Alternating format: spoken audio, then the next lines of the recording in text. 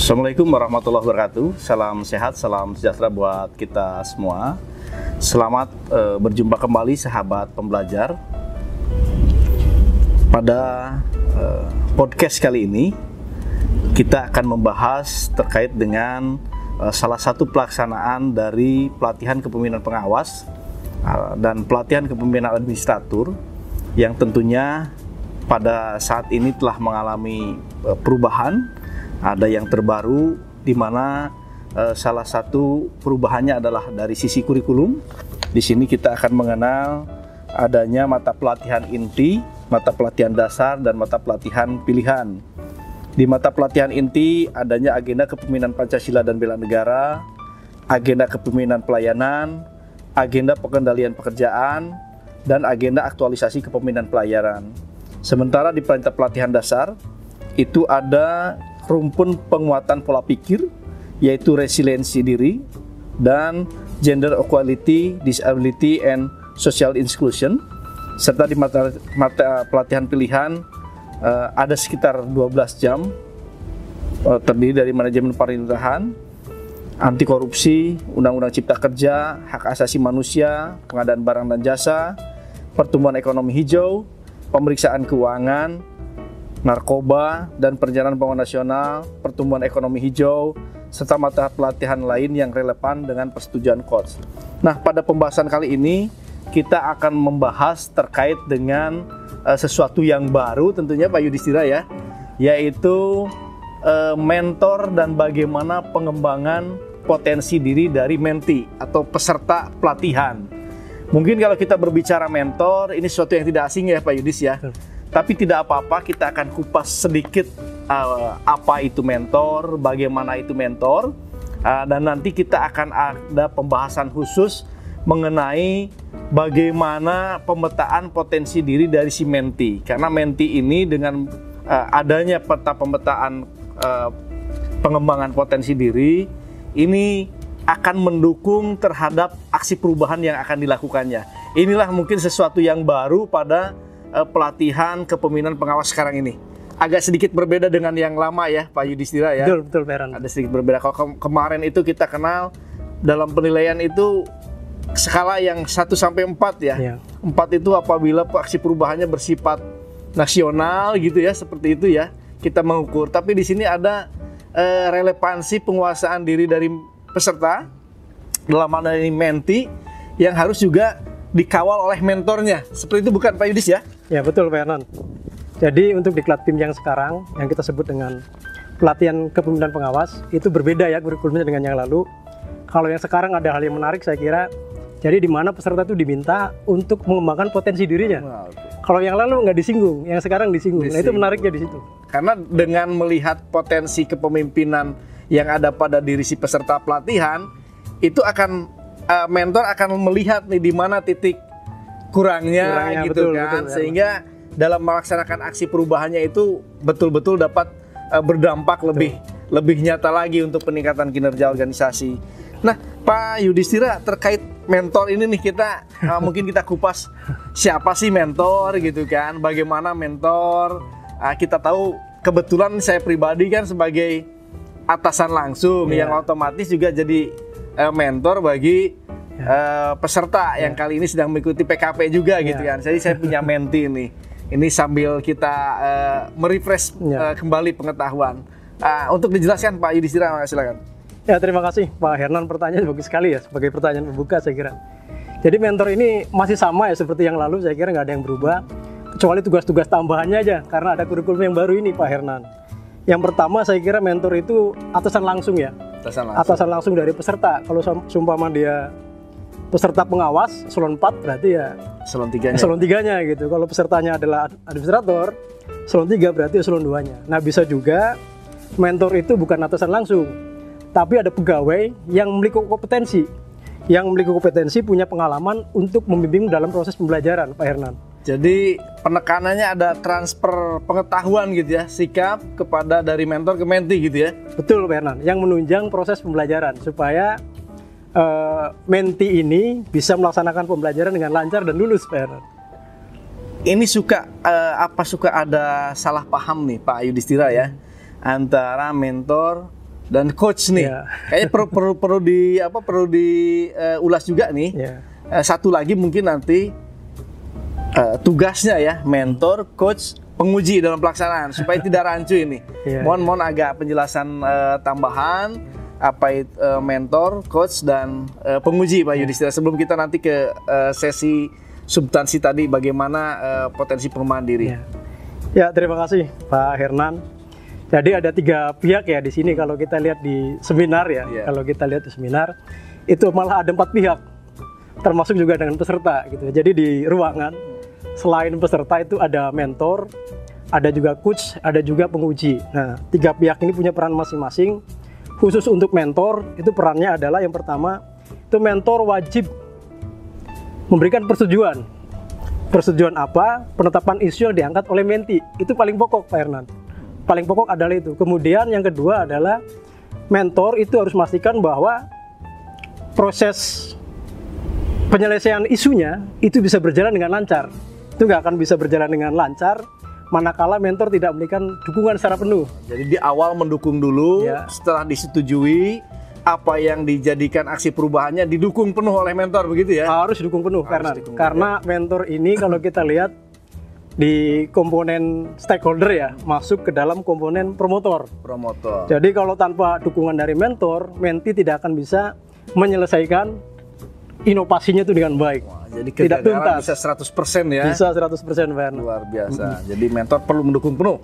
Perlu mendukung penuh. Kemudian yang kedua, ada pihak yang dinamakan dengan coach ya. Coach ini, Bapak dan Ibu semuanya, peserta semuanya, sobat pembelajar. Jadi coach ini adalah bideswara ya. Bideswara yang bertugas untuk memberikan coaching. Jadi jangan sampai tertukar antara tugas coach dengan tugas mentor gitu. Kalau tadi mentor lebih penekanan bagaimana seorang senior memberikan transfer pengetahuan, sikap perilaku, trik-trik mungkin ya, sesuai dengan pengalaman yang beliau miliki kepada mentinya. Kalau coach malah bukan seperti itu ya. Coach hanya memberikan stimulus ya, stimulus untuk bagaimana si coach bisa meningkat kinerjanya gitu. Jadi tugasnya beda. Tidak boleh seorang coach memberikan penjelasan secara detail bagaimana ide gagasannya harus seperti apa, kemudian cara langkahnya harus bagaimana, itu nggak bisa. Jadi coach harus nyari sendiri. Cari sendiri. Coach hanya cari sendiri. Coach hanya bertugas untuk memberikan trigger ya, semacam rangsangan, kemudian juga trik lah, semacam trik gitu ya. Bagaimana seorang coach bisa menyelesaikan inovasinya dengan baik. Artinya memberikan pandangan-pandangan, memancing supaya kunci ini jiwa atau pengetahuannya gitu kan, bagaimana mencari jalan keluar itu tersampaikan, bisa keluar, digali lah istilahnya, digali. Betul. Jadi leadernya itu kelihatan dari apa yang disampaikan oleh coach ya, Teger tadi, Pak Hernan, seperti itu. Kemudian pihak yang satu lagi kita sebut dengan penguji ya. Jadi penguji ini, sobat pembelajar semuanya, tugasnya hanya pada saat seminar ya, baik itu seminar rancangan maupun seminar laporan aksi perubahan atau aktualisasi kepemimpinan. Jadi tugas penguji adalah memberikan penilaian bagaimana rancangan dari peserta ini dibuat ya, dari mulai mendiagnosa kebutuhan perubahan sampai dengan merealisasikan di aksi perubahannya. Nah, itu dinilai oleh seorang penguji, Pak. Jadi nilai itu dari penguji, Pak ya? Dari coach ya? Ya, dari penguji. Dari penguji. Jadi jangan sampai salah, sahabat pembelajar, para peserta PKA dan PKP. Penilaian itu dari penguji. Nilai dari penguji itu 50% di dalam evaluasi ya. Iya. Kuantitatif, nilai kuantitatifnya 50%. Jadi luar biasa. Jadi orang dari eksternal istilahnya ya. Begitu pengawalan pada saat pembelajaran, pada saat aktualisasi ada mentor yang memberikan pendampingan dan lain-lain. Ada coach yang supporting supaya keluar ide-ide gagasan. Tetapi pada saat seminar hasil aksi perubahan, yang nilai itu penguji, yang tidak melihat proses itu semua ya. Tidak melihat proses itu semua. Melihat hasil saja. Melihat hasil, sehingga muncul objektivitas. Dan nilainya 50% dari evaluasi. Baik, itu sahabat pembelajar terkait dengan bagaimana mentor, coach, penguji dan penilaian. Selanjutnya ini yang substansi, ini yang baru ini. Yang baru bahwasanya di dalam kegiatan PKA PKP ini ada pengembangan potensi diri. Yang kalau kita lihat tujuannya adalah satu, peserta mengenali sikap perilaku kepemimpinan yang dimiliki dan kebutuhan pengembangan yang dibutuhkan. Yang kedua adalah peserta mampu mengelola diri sendiri untuk selalu mengembangkan potensi yang dimiliki. Artinya begitu mereka melakukan aksi perubahan, mereka tuh sudah tahu gap apa gitu di dalam potensi dirinya, supaya nanti ada pendampingan dari mentor, agar kelemahan-kelemahan di dalam potensi dirinya itu ditutupi, supaya aksi perubahannya berjalan dengan lancar, tujuan dari aksi perubahan dapat diselesaikan dengan baik, dan ujung-ujungnya kinerja organisasi yang tinggi. Seperti itu mungkin Pak Yudis ya. Betul Pak Hernan. Yang paling menarik sekarang ada kala ini baru, tentu ada yang harus dilakukan nih, ada instrumen-instrumen yang harus diisi gitu kan. Nah, bagaimana nih Pak Yudhistira menjelaskan di dalam PKP ini potensi dirinya itu apa saja, terus pengembangannya seperti apa, dan mungkin nanti langkah-langkah mengisi pom-pom atau instrumen tadi.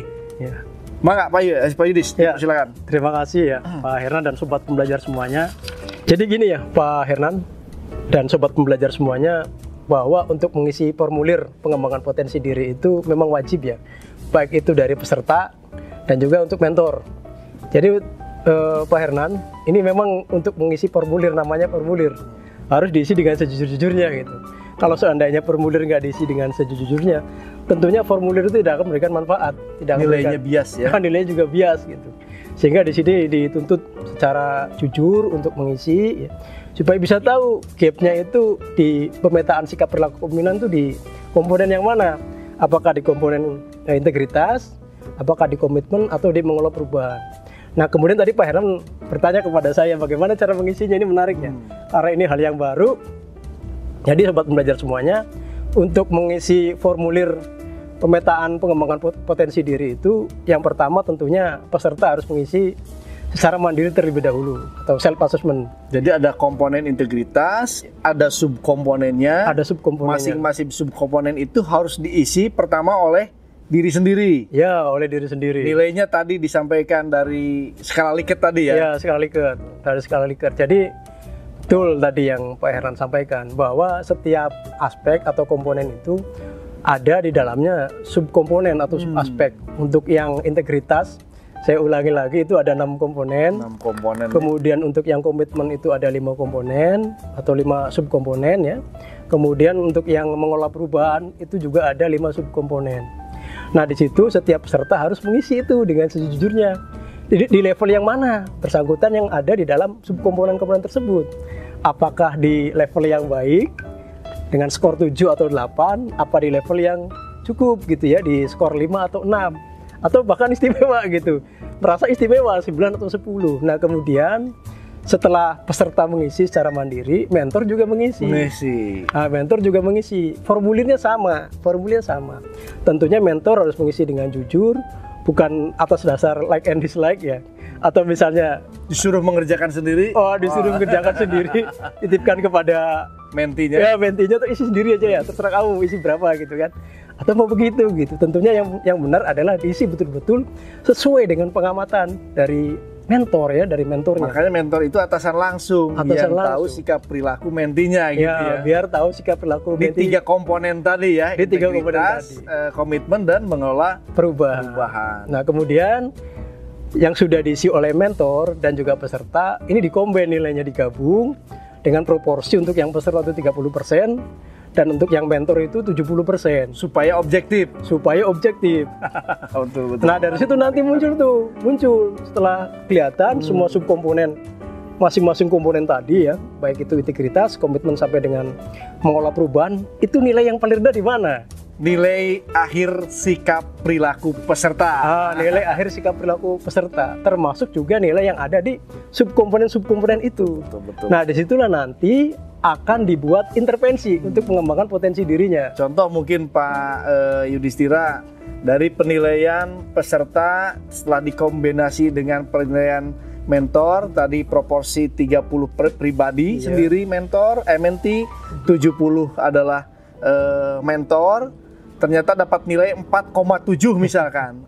Artinya kan kualifikasinya kurang nih. Kurang. Setelah dapat kurang, baru ada namanya intervensi. Nah, seperti apa ini intervensi ini, Pak? Ya, terima kasih ya Pak Hernan. Jadi, sobat pembelajar semuanya, kita sudah dibekali satu file ya, satu dokumen namanya katalog pengembangan kompetensi ya, untuk mengintervensi dari hasil pemetaan sikap perilaku peserta. Itu perilaku kepemimpinannya di mana gapnya? Kalau tadi contohkan di posisi kurang ya, ya 4, sekian lah, kita katakan 4, sekian. Nah, nanti dari situ kita bisa lihat sobat pembelajar semuanya, di katalog itu ini masuk di subkomponen yang mana. Kemudian di situ ada pilihan, ada mandiri, ada juga penugasan dari pimpinan. Yang mandiri mau diisi apa, itu ada pilihannya sobat pembelajar. Yang penugasan dari pimpinan juga apa gitu. Tentunya ini ada dialog antara mentee dengan mentornya. Mau pengembangan antara bawahan dengan atasan langsung. Bawahan dengan atasan langsung. Misalkan kalau tadi saya mengungkapkan bahwa di kita juga sedang ada yang ikut PKP. Oh, dari sisi integritas subkomponen ini peserta atau mentee saya ini gapnya kurang di sini, sehingga saya berikan penugasan. Supaya sikap perilaku di subkomponen integritas tersebut bisa dicapai untuk ditingkatkan gitu ya? Iya, bisa ditingkatkan. Penugasannya apakah itu misalkan menyusun kode etik gitu kan? Mandirinya mau apa deh nih? Mau silakan, mau belajar, mau ikut seminar kah atau apa terserah. Tapi sebagai mentor saya memberikan penugasan karena Anda ada misalkan suatu subkomponen yang kurang di sisi di sisi integritas, misalkan memastikan anggota yang dipimpin bertindak sesuai dengan norma dan etika. Coba deh Anda bikin penugasan menyusun norma-norma etika di lingkungan Satker Balediklat, misalkan seperti itu ya Pak Idis ya? Iya, betul, seperti itu Pak Hernan. Jadi bisa diberikan penugasan oleh pimpinan maupun juga bisa dilakukan pengembangan secara mandiri ya. Jadi kalau yang Pak Hernan sampaikan bisa misalnya ikut seminar atau workshop atau lihat dari tayangan YouTube ya. Nanti dibuat report, nanti dilaporkan itu Pak Hernan. Jadi nanti pada saat seminar rancangan, peserta itu harus membuat, ada satu formulir ya, formulir namanya rencana pengembangan potensi diri. Nah di situ diisi semuanya, sobat pembelajar semuanya. Jadi peserta harus mengisi itu gapnya di mana, kemudian deskripsi gapnya itu apa, kemudian intervensi pengembangan potensi dirinya itu apa, yang tadi kita diskusikan ya, apa mandiri, yang mandiri seperti apa. Kemudian juga yang penugasan seperti apa, dan tidak cukup sampai di situ, rencana pelaksananya apa dan evidennya apa gitu nantinya. Jadi hasil dari assessment ya, yang dilakukan secara tadi pakai metode sendiri dan mentor, itu Excel sesuai dengan POM yang ada itu harus disampaikan di dalam seminar rancangan dan juga di dalam seminar hasil nanti. Termasuk dengan strategi pengembangan potensi dirinya lengkap gitu ya. Lengkap, betul. Jadi pada saat PKP dan PKA saat ini di seminar maupun di hasil aksi perubahan tidak hanya menyampaikan aksi-aksi perubahan. Betul.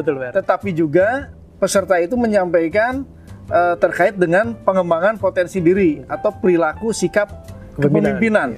Jadi ada dua poin yang disampaikan begitu Pak Yudis mungkin ya? Betul Pak Hernan. Jadi tidak hanya rencana aksi perubahannya, tapi juga harus dipaparkan terkait dengan rencana aksi pengembangan potensi dirinya. Luar biasa. Ini memang Bapak Ibu para sobat pembelajar, sesuatu yang baru dan semakin maju. Betul. Semakin maju untuk meningkatkan kepemimpinan, mewujudkan kepemimpinan Pancasila dan kepemimpinan pelayanan sesuai dengan agenda-agenda yang diberikan pada kurikulum tadi ya. Betul. Jadi bolehlah mungkin kami menyimpulkan pada saat pelaksanaan PKA dan PKP kali ini sesuai dengan kurikulum yang terbaru dari Lembaga Administrasi Negara, ada salah satu poin yang penting di mana adanya kegiatan mentoring yang juga disisipkan ya, di-insert peta pengembangan potensi diri untuk melihat perilaku sikap kepemimpinan. Betul. Jadi ada kegiatan di mana mentor harus betul-betul melihat kekurangan-kekurangan para mentinya dari sisi kompetensi sesuai dengan Permenpan 38 tadi, yaitu pertama integritas, dua kerjasama atau komitmen, dan tiga adalah mengelola perubahan. Artinya intervensi mentor di dalam melihat gap-gap kompetensi manajerial yang ada pada tiga komponen tadi harus betul-betul dilihat supaya aksi perubahan yang dilakukan oleh para menti benar-benar bisa terlaksana dengan baik, sehingga kembali ke satuan kerja masing-masing betul-betul bisa menerapkan, mengimplementasikan aksi perubahan dan menjawab apa itu kepemimpinan Pancasila dan kepemimpinan yang melayani gitu kan. Artinya akan ujung-ujungnya meningkatkan dari kinerja organisasi. Begitu mungkin Pak Yudhistira yang bisa kami simpulkan. Sahabat pembelajar, para mentor, para menti, setelah kegiatan ini tentunya kami juga akan melengkapi wawancara atau diskusi atau podcast kali ini dengan instrumen-instrumen yang akan kami titipkan. Betul. Kepada para menti untuk disampaikan kepada para mentor.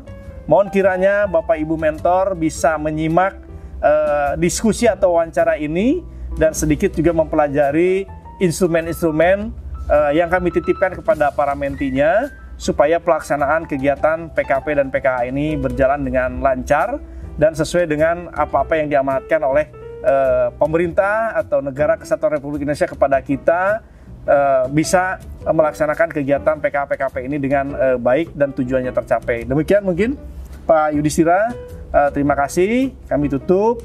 Wassalamualaikum warahmatullahi wabarakatuh. Assalamualaikum warahmatullahi wabarakatuh. Terima kasih. Terima kasih. Pak Hernan. Luar biasa. Semangat. Semangat.